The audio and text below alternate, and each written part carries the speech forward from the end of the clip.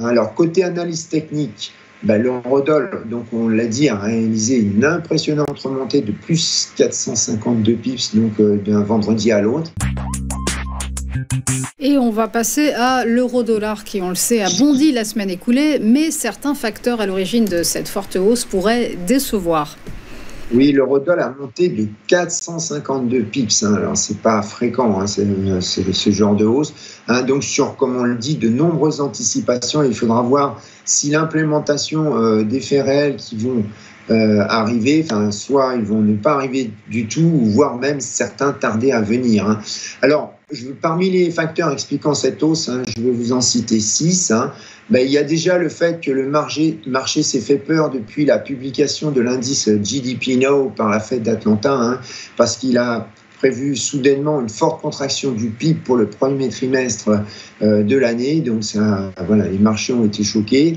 On a évidemment les reports continuels et les exemptions des droits de douane par Donald Trump, qui fait penser au marché que des négociations sont encore possibles. Donc, l'espoir fait vivre. L'Allemagne qui annonce un plan de relance de 500 milliards d'euros. On a aussi l'annonce des dépenses de défense massives par l'Europe et qui sont de l'ordre de 650 milliards d'euros. Et on a le Conseil européen qui, lui, va lancer de son côté un prêt de 150 milliards d'euros. Alors, on a aussi la perspective d'un arrêt rapide de la guerre en Ukraine, même si cet arrêt serait clairement en défaveur de l'Ukraine et de la démocratie en Europe. Dans tous les cas, ça générera des opportunités de reconstruction pour les pays européens et notamment l'Allemagne. Et enfin, on est en train de constater depuis quelques temps une divergence entre les chiffres européens qui sortent meilleurs que prévu et à l'inverse des chiffres américains qui ont tendance à décevoir. Alors si on regarde par exemple tout dernièrement, on a quand même un rapport sur l'emploi qui est sorti, américain, qui est sorti donc vendredi dernier.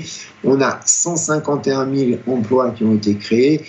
Ça fait quand même une moyenne à 200 000 créations sur 3 mois, donc ce chiffre est quand même suffisamment solide pour que la Fed soit confortable de passer son tour à nouveau, laisser ses taux directeurs inchangés lors de sa prochaine réunion. Du côté de la BCE, sans surprise, la Banque centrale a baissé ses taux directeurs de 25 points de base.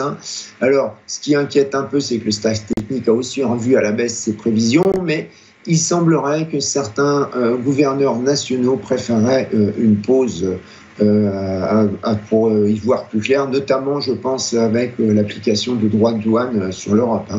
Alors, on notera qu'il y a un discours de Madame Lagarde mercredi, mais pareil, je pense qu'il est probable qu'elle n'annonce rien de nouveau, donc juste après la réunion de la BCE la semaine dernière. Donc, comme je vous disais, les annonces de report dernière minute sur les droits de douane, ça soulage les marchés, puisque on voit que, ils pensent, Trump d'un seul coup, qu'il y a beaucoup de biens qui seront exemptés parce qu'ils sont conformes aux règles de l'USMCA. Mais en fait, le mal est fait. Les entrepreneurs américains suspendent leurs projets dans l'attente de plus de clarté. On commence à le voir, ça, dans les chiffres. Alors, c'est ça qu'il faut surveiller quand même. Alors, pour l'Europe, on n'a pas de chiffres cette semaine, hormis la production industrielle en Allemagne qui est sortie donc ce matin. On surveillera quand même la réunion entre les responsables américains et les Ukrainiens à Jeddah, donc là, qui devrait avoir lieu demain. Alors, côté analyse technique, l'eurodoll, donc on l'a dit, a réalisé une impressionnante remontée de plus 452 pips d'un vendredi à l'autre. Alors, comme support, maintenant, on a 1,0580, 1,0610 qui est la ligne de tendance baissière de long terme qui avait été initiée en mai 2021. Donc, c'est une résistance, c'est un support, je veux dire, c'était une résistance avant, mais maintenant, c'est un support vraisemblablement intermédiaire. Et c'est aussi le ratio de 38,2% de Fibonacci entre le plus haut de janvier 2021 et le plus bas de septembre 2022. En dessous, on a 1,04, donc qui est le plus bas d'il y a 2 semaines. Et pour les résistances, on a 1,0942 qui est toujours le ratio de Fibonacci, mais entre le plus haut de janvier 2021 et le plus bas de septembre 2022, mais le ratio de 50% ce coup-ci.